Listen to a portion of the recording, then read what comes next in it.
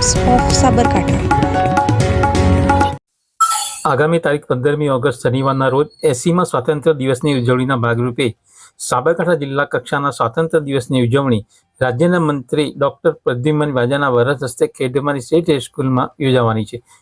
તેની ઉજવણીના ભાગરૂપે આજે જિલ્લા કલેક્ટર લલિત નારાયણસિંહ સાંધુ અને જિલ્લા પોલીસ વડા પાર્થરાજસિંહ ગોહિલની ઉપસ્થિતિમાં રિહર્સલ કાર્યક્રમ યોજાયો હતો। આ રિહર્સલ કાર્યક્રમમાં પોલીસ સ્ટાફ દ્વારા પરેડ અને વિદ્યાર્થીઓએ સાંસ્કૃતિક કાર્યક્રમો રજૂ કર્યા હતા। આ કાર્યક્રમમાં ખેડમા પ્રાંત અધિકારી નિમેશ પટેલ, નાયબ પોલીસ અધિક્ષક કુલદીપ નાઈ, માર્ગ અને મકાન વિભાગના નાયબ ઇજનેર અમિત પ્રજાપતિ, પ્રોજેક્ટ અધિકારી વિશાલ સક્સેના સહિત વિવિધ અધિકારીઓ, શિક્ષકો, વિદ્યાર્થીઓ ઉપસ્થિત રહ્યા હતા।